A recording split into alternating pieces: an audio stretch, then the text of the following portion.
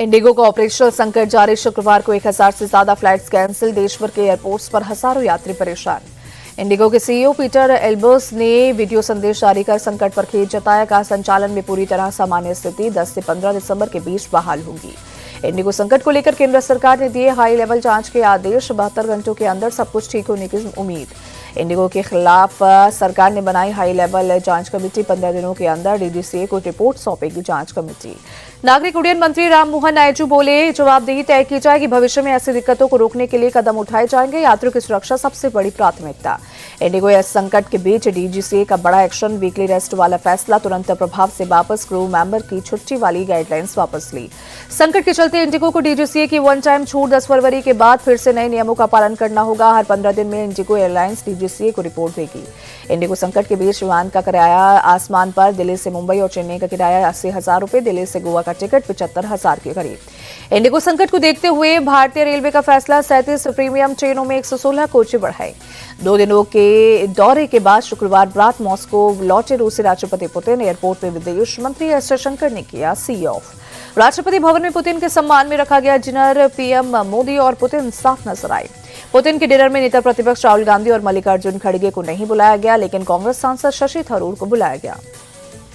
भारत रूस के बीच 19 समझौतों पर लगी मोहर। 2030 तक $100 बिलियन के द्विपक्षीय व्यापार का लक्ष्य। भारत और रूस मिलकर यूरिया बनाएंगे। न्यूक्लियर एनर्जी को बढ़ावा देने पर भी सहमति। बिजनेस फोरम में रूसी राष्ट्रपति बोले, पीएम मोदी के नेतृत्व में भारत स्वतंत्र और संप्रभु नीति पर चल रहा। भारतीय अर्थव्यवस्था बहुत तेजी से आगे बढ़ रही। पुतिन ने मेक इन इंडिया प्रोग्राम को ऐतिहासिक बताया। कहा, पीएम मोदी की अच्छी आर्थिक नीतियों की वजह से इंडिया टेक्नोलॉजी के मामले में संप्रभु बन रहा। भारत रूस बिजनेस समिट में प्रधानमंत्री मोदी बोले, दोनों देशों के बीच व्यापार की अपार संभावनाएं। 2030 तक $100 बिलियन के व्यापार का लक्ष्य। प्रधानमंत्री बोले, दोनों देशों के बीच फ्री ट्रेड पर चर्चा हुई। दोनों देशों के बीच सहयोग और बढ़ेगा। ये साझेदारी दोनों ही देशों के लिए उपयोगी। प्रधानमंत्री मोदी ने आतंकवाद को मानवता पर सीधा प्रहार बताया। कहा, आतंक के खिलाफ दुनिया को एकजुट होना होगा। पुतिन बोले, ग्लोबल क्षेत्रीय मुद्दों पर बात। हम भारत को बिना रोक टोक तेल देंगे। दवाई और एनर्जी के क्षेत्र में सहयोग बढ़ेगा। हैदराबाद हाउस में प्रधानमंत्री मोदी और पुतिन की द्विपक्षीय बैठक। मोदी बोले, आपकी यात्रा बहुत ऐतिहासिक। आपने विजनरी लीडर की मिसाल पेश की। बाबरी मस्जिद विध्वंस के 33 वर्ष पूरे होने पर आज अयोध्या, मथुरा और वाराणसी समेत पूरे यूपी में सतर्कता बढ़ती जा रही है। सुरक्षा के कड़े बंदोबस्त किए गए। पश्चिम बंगाल के मुर्शिदाबाद में टीएमसी से निकाले गए विधायक हुमायूं कबीर बाबरी मस्जिद की नींव रखने पर अड़े। कार्यक्रम को देखते हुए सुरक्षा के कड़े इंतजाम। पश्चिम बंगाल के नॉर्थ 24 परगना के बनगांव में बीजेपी आज करेगी मेगा रैली। मथुआ समुदाय बहुल इस इलाके में सीएम ममता ने भी की थी रैली। गुजरात के जामनगर में रैली के दौरान एक शख्स ने आप विधायक गोपाल इटालिया पर जूता फेंका। समर्थकों ने पकड़कर आरोपी को जमकर पीटा। रिकॉर्ड 10वीं बार शपथ लेने पर नीतीश कुमार को world book of records London ने दी बधाई। ऐतिहासिक उपलब्धि को अपनी वैश्विक सूची में शामिल करने की घोषणा। 5 साल में 1 करोड़ युवाओं को नौकरी और रोजगार देने की दिशा में नीतीश कुमार का बड़ा कदम। राज्य में अलग से 3 नए विभाग बनाने के निर्देश दिए। पटना में आज 12 जगहों पर चलेगा बुलडोजर। लोगों को जाम से राहत दिलाने के लिए प्रशासन का बड़ा कदम। बिहार में ताबड़तोड़ बुलडोजर एक्शन। समस्तीपुर में अतिक्रमण के खिलाफ बड़ी कार्रवाई। अवैध तरीके से बने सैकड़ों घर और झुग्गियां जमींदोज।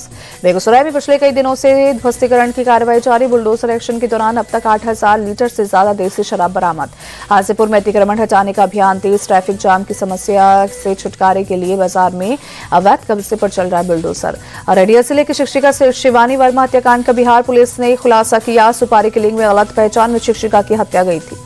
वहीं पटना में फर्जी केंद्रीय जांच एजेंसी पहचान पत्र के साथ 2 आरोपी गिरफ्तार। पटना एयरपोर्ट परिसर में दोनों संदिग्ध को पकड़ा गया। केंद्रीय गृह मंत्री अमित शाह के गुजरात दौरे का आज दूसरा दिन। सनादर में अकथाला बायो सीएनजी और उर्वरक संयंत्र का उद्घाटन करेंगे। बीजेपी अध्यक्ष जेपी नड्डा आज 2 दिन के दौरे पर झारखंड जाएंगे। कई कार्यक्रमों में करेंगे शिरकत। अवैध नशे के कारोबार पर योगी सरकार का एक्शन। एएनटीएफ और औषधि प्रशासन यूपी के कई शहरों में छापेमारी की। दिल्ली के जफराबाद इलाके में स्कूटी में टक्कर के बाद हुए विवाद में फायरिंग हुई। पुलिस ने 3 आरोपियों को अरेस्ट किया।